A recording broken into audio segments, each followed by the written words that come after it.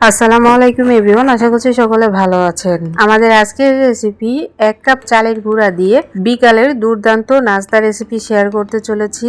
আশা করছি আপনাদের সকলের কাছে ভালো লাগবে এবং সহজও লাগবে। আমার আজকের সহজ রেসিপি আপনাদের সকলের কাছে ভালো লাগলে অবশ্যই আমাকে একটু ভালোবাসা দিয়ে যাবেন। আর এই রেসিপিটা বানাতে শুধুমাত্র 5 থেকে 10 মিনিট সময় লাগবে, এর বেশি কিন্তু লাগবে না। চালের গুঁড়ি থাকলেই কিন্তু আপনারা এরকম সুন্দর একটা নাস্তা পিঠা তৈরি করে নিতে পারবেন। তো বিকালের নাস্তা হিসেবে কিন্তু আপনারা রাখতে পারেন, চায়ের সঙ্গে কিন্তু খুবই দুর্দান্ত একটি নাস্তা হবে। আর এই নাস্তাটি খেতে কিন্তু খুবই মুচমুচে এবং ক্রিস্পি। তো কথা না বাড়িয়ে চলে যাচ্ছি আমাদের মূল রেসিপিতে। তো বিকালের নাস্তা তৈরি করার জন্য আমি দিয়ে দিচ্ছি 1 কাপ চালের গুঁড়ি, মেজারমেন্ট কাপ দিয়ে মেপে নিয়েছি। তারপর দিয়ে দিচ্ছি হাফ কাপেরও হাফ কাপ চিনি। এখানে আপনারা আপনাদের টেস্ট অনুযায়ী মিষ্টিটাকে ব্যবহার করবেন। তারপরে দিয়ে দিব হাফ চামচ লবণ আর হাফ চামচ বেকিং পাউডার।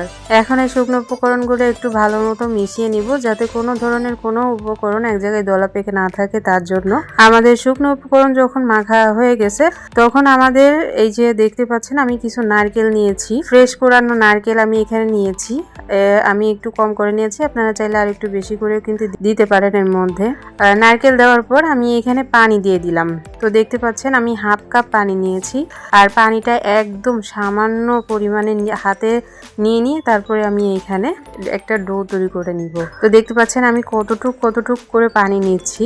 আর এই ডোটাকে একটু হাত দিয়ে ভালো করে চেপে তারপরে আপনাদেরকে এই কাজটা করে নিতে হবে।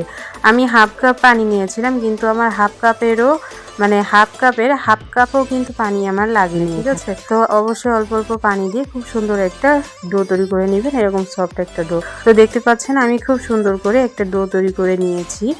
আর আমি এই পর্যায়ে আমি হাতটাকে ধুয়ে তারপর আমি কড়াইটাকে চুলায় বসিয়ে দিয়েছি। আর আপনারা এই মিশ্রণটাকে কিন্তু খুব বেশি দেরি করবেন না, একদম সঙ্গে সঙ্গে ভেজে নেওয়ার চেষ্টা করবেন। তো কড়াইয়ের মধ্যে আমি পরিমাণ মতো তেল গরম করে নিয়েছি, আর তেলটা কিন্তু খুব বেশি একটা গরম হয়নি, আপনারা দেখতে পাচ্ছেন। এখন আমি এই নাস্তাগুলো দিয়ে দিচ্ছি তেলের মধ্যে, এক এক করে দিয়ে দিচ্ছি। দিয়ে তারপরে আমি এই যে নেড়ে চেড়ে নিব। আর চুলার আঁচটা একটু লোতে করে রেখে তারপরে এই নাস্তাগুলোকে ভেজে নেবেন, তাহলে দেখবেন যে অনেক বেশি ক্রিস্পি হবে, মুখে দেওয়ার সঙ্গে সঙ্গেই কিন্তু একদম মিলিয়ে যাবে। তো দেখতে পাচ্ছেন নাস্তাগুলো কিন্তু বেশ ফুলেছে বেকিং পাউডার দেওয়ার জন্য। তো এই নাস্তাগুলো আমি তুলে নিচ্ছি।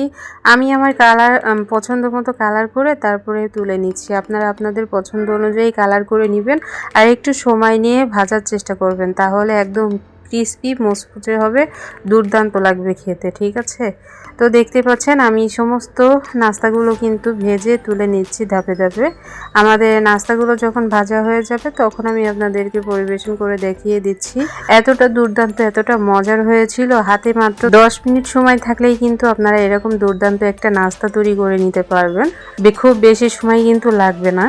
সব কিছু মেখে তারপরে আপনারা হাত দিয়ে নিজেদের শেপ অনুযায়ী আপনারা তেলের মধ্যে ছেড়ে দিলেই কিন্তু হয়ে যাবে। আর এক পাশে যদি আপনারা চুলায় চা রাখেন, দেখবেন যে চায়ের আগেই আপনাদের এই নাস্তা বানানো কিন্তু একদম কমপ্লিট হয়ে গেছে। আপনারা এইগুলো বানিয়ে সংরক্ষণও করে রাখতে পারবেন 1 সপ্তাহ মতো। আমি ইনস্ট্যান্ট খাবো, তো ইনস্ট্যান্ট খাওয়ার জন্য আমি অল্প করে তৈরি করেছি। আপনারা চাইলে বেশি করে বানিয়ে সংরক্ষণ করতে পারেন, ঠিক আছে। ফাইনালি আমাদের আজকের রেসিপি এতটুকুই। সবাই অনেক ভালো থাকুন, সুস্থ থাকুন। আমাদের পরবর্তী ভিডিও দেখার আমন্ত্রণ জানিয়ে আজ এখানে বিদায় নিচ্ছি। আল্লাহ হাফেজ।